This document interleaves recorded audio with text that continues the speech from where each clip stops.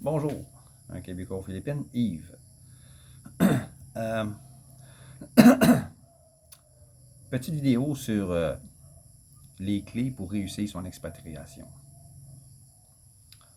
Premièrement, avant de parler de ces clés-là, il faut garder le focus sur le but de notre expatriation. C'est très important. Il ne faut pas en déroger. Jamais. Jamais, jamais. C'est facile de se laisser influencer par le bas coût de la vie. L'argent peut sortir très rapidement. Et vite. Facilement et vite. Faites un budget après un mois en vous basant sur l'essentiel. Puis quand vous arrivez ici, peu importe la ville ou la province, ce que vous allez louer va dépendre du reste de votre budget. Si vous allez vivre en condo à 25 000 pesos par mois, qui est à peu près 700 piastres canadiens, si vous avez 1000 piastres en poche, en ville, c'est plus cher qu'en province. Donc, vous allez péter votre budget tous les mois. Vous allez péter votre budget. Donc, il faut être prudent. Donc, faites votre budget en vous basant sur l'essentiel. Il y a 3 zones, 3 clés pour réussir son expatriation. 1. L'argent. C'est important d'avoir une source de revenus fixe. Ou sinon, un travail en ligne fixe aussi, obtenu grâce à votre expertise. Partez pas de votre pays en disant, une fois rendu, je vais me trouver une job en ligne. J'essaye là, j'essaye d'en trouver. Trouvez-vous-en une dans votre pays avant de partir, plusieurs mois pour voir si ça rapporte. Faites vos expériences dans votre pays, puis une fois rendu ici, vous allez pouvoir continuer à travailler. La seule chose à vous prendre, c'est une bonne connexion Internet.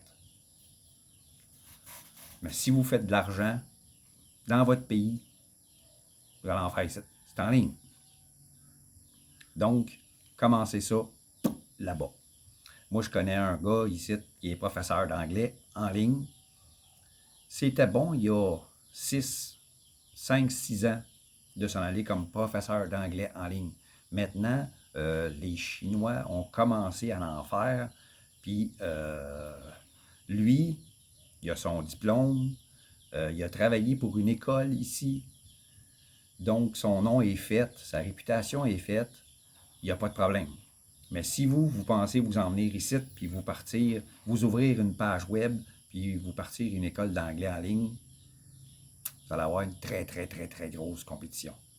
Donc, selon votre expertise, partez-vous quelque chose en ligne dans votre pays avant de venir ici. Il y en a d'autres qui vivent ici seulement quelques mois, qui travaillent en ligne pour leur compagnie, puis qui retournent dans leur pays pour travailler dans leur compagnie 6 à 8 mois, puis ensuite le reste de l'année, ils le font ici en ligne. Il y a des compagnies qui le font. Il y a des compagnies qui sont assez open pour ça, sont flexibles. Il y en a d'autres qui font 6 mois, 6 mois, pareil comme les snowbirds québécois qui s'en vont en Floride. 6 mois en Floride, 6 mois au pays. Bien, le 6 mois, vous allez être au pays, ça va vous coûter cher. C'est votre choix. Si vous avez une très, très, très grosse pension, pas trop de problème, surtout si vous vivez chez quelqu'un. Vous n'avez pas votre chez vous, où vous êtes débarrassé de tout, là, la maison, tout le kit, puis vous habitez chez un de vos enfants pendant 6 mois. Il y en a qui ont cette chance-là. Puis le reste de l'année, bien, ils viennent ici. Ils explorent, ils voyagent, puis il y en a qui le font.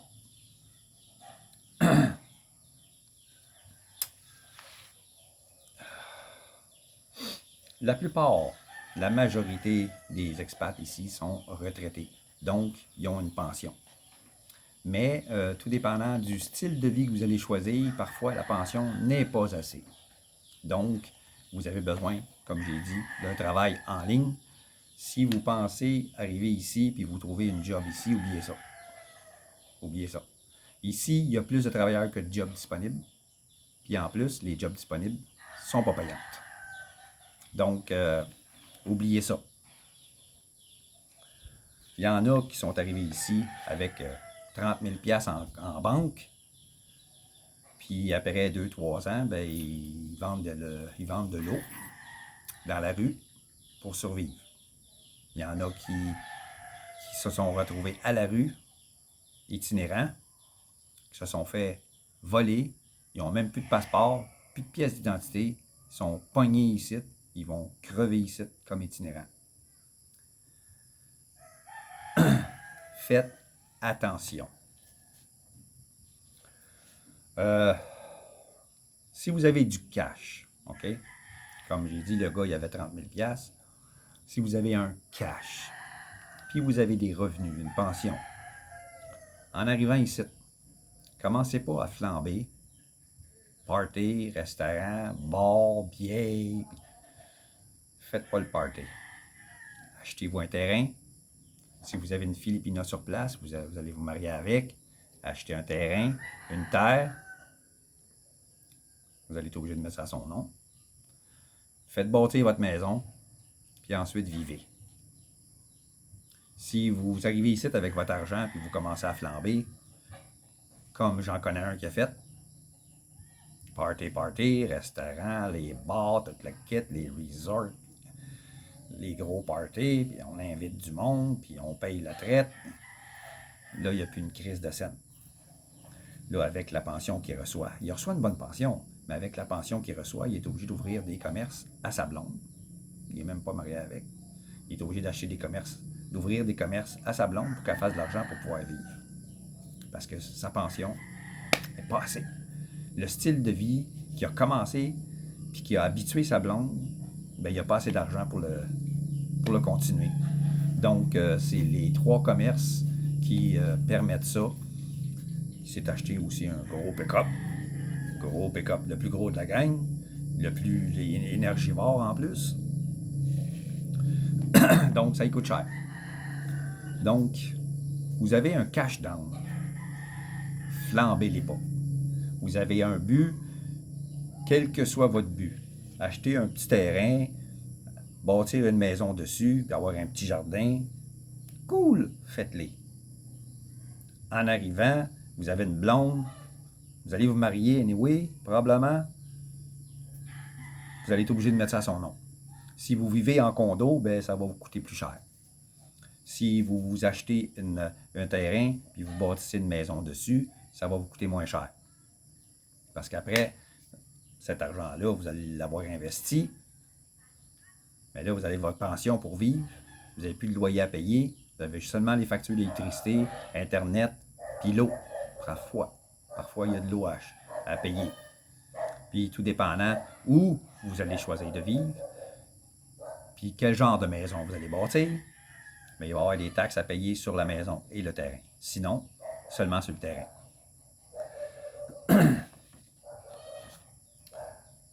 Faites vos recherches avant d'acheter ou de bâtir. Parce qu'il y a des lois, il y a des règles, il y a une façon de procéder. Puis comme je l'ai dit, parfois, vous allez payer des taxes sur la maison, parfois non. Parfois, vous allez payer des permis pour bâtir, parfois non. Ça change d'une province à l'autre. C'est pas les mêmes règles partout aux Philippines.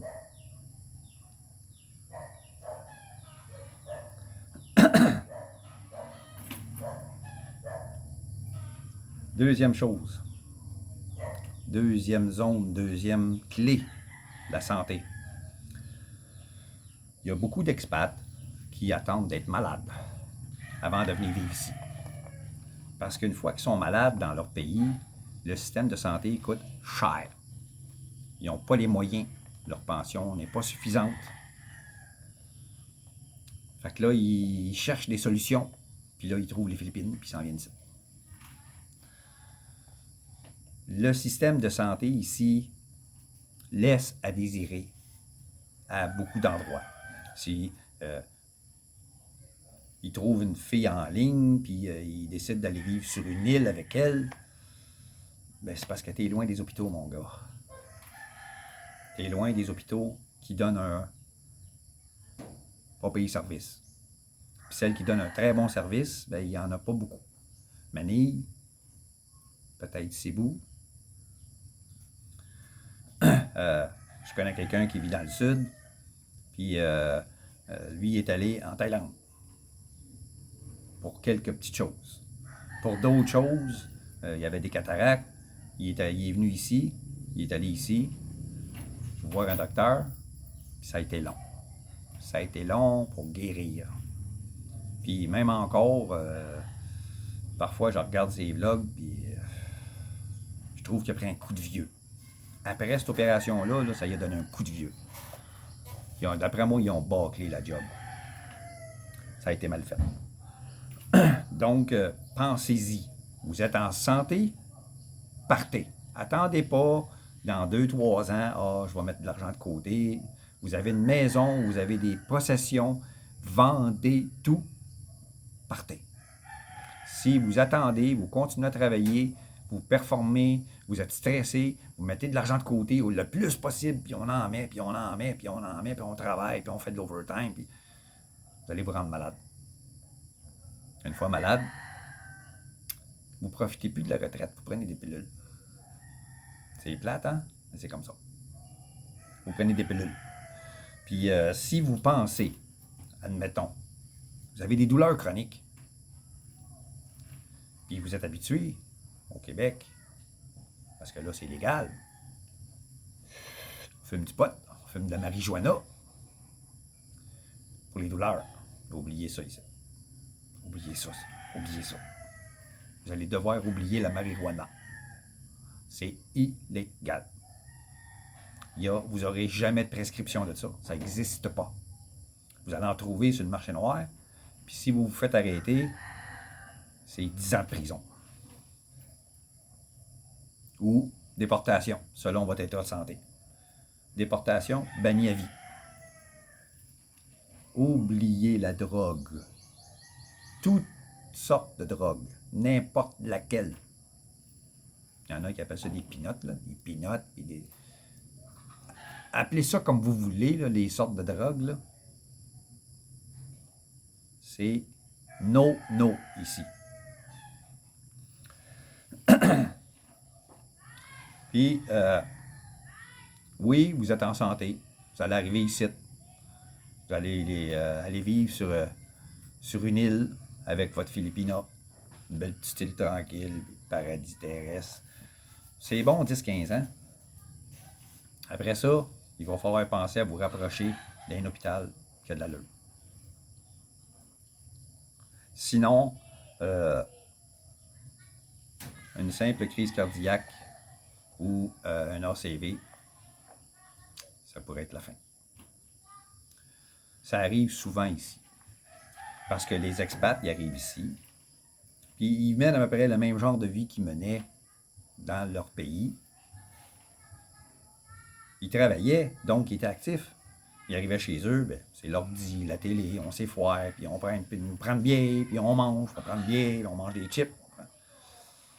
Si vous faites ça ici, là, vous ne ferez pas long feu. Ici, à cause de la chaleur, à cause parfois de l'humidité, on est dans les tropiques. Hein? Oui, la température est très belle. Mais foirez pas. OK? Ne foirez pas. Bougez. Faites quelque chose. Ayez un but. Ayez des projets. Faites de quoi? Bougez. Bougez.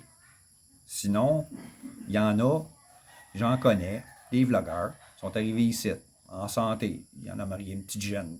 Oh oui, il a fait deux AVC. Tac, tac. 2 crises cardiaques. Tac, tac. Là, il est comme ça, puis il en arrache. Il y a une petite fille de 4 ans, 5 ans. Avec cette fille-là, il l'a connue, elle avait 19 ans. Lui, il est en 60 avancé. Puis, il est comme ça. Il fait encore des vlogs, mais faut pas foirer. Il faut bouger.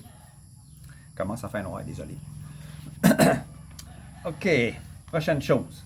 Les obligations sociales. Avant de venir ici, vous avez déjà été marié, vous êtes divorcé, vous avez eu des enfants. Qu'ils soient adultes ou pas encore, vous devez absolument garder contact avec eux. Absolument. S'ils sont mineurs, ils ont encore besoin de vous autres. Peut-être vous allez faire 6 mois, ça va être très bien. Peut-être vous allez faire 6 à 8 mois ici, puis le reste dans votre pays. Mais une fois, quand vous êtes ici, gardez le contact. J'essaye présentement de trouver un moyen d'avoir des rendez-vous vidéo avec mon fils. Il me manque. Ça me manque de le voir. Je sais que je ne peux pas me rendre là-bas. Je n'ai pas les moyens financiers pour me payer 5000 $ de ticket d'avion pour aller le voir. Mon frère est mort récemment. Je ne peux pas y aller. Donc, j'essaye de garder un contact avec lui en vidéo. J'essaye avec ma fille aussi par écrit. J'essaye par vidéo. Je ne sais pas si elle est fâchée après moi ou quoi, mais... ou elle n'a pas le temps.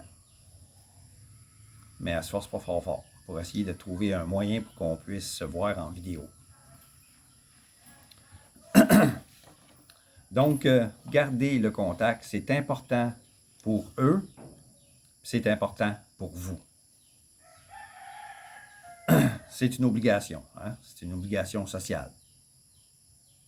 Même si vous n'avez pas les moyens de leur envoyer de l'argent pour les aider dans leur vie de jeunes adultes, moi, je n'ai pas les moyens. Si j'en avais, je le ferais. Franchement, là, si j'en avais les moyens, je le ferais.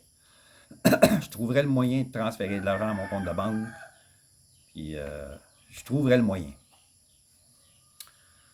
Donc, en résumé, 1. L'argent, très important. Source de revenus, frais, continue, là, stable. 2. La santé. Restez actif. Soyez en santé avant de venir ici. C'est important aussi. C'est important parce que votre retraite, vous voulez en jouir. Si vous êtes malade, vous ne jouissez plus. Vous ne pouvez pas faire ci, vous ne pouvez pas faire ça, vous ne pouvez pas faire ci, vous ne pouvez pas faire ça. Surtout si vous êtes en chaise roulante. Il y en a qui sont venus ici, qui étaient en chaise roulante. Puis, c'est pas le genre de vie que j'aimerais. C'est bien beau, là, être dans un resort, comme j'ai été à Azure.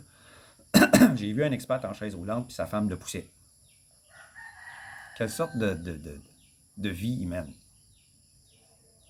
Il était aussi bien de rester dans son pays. Donc, soyez en santé, OK?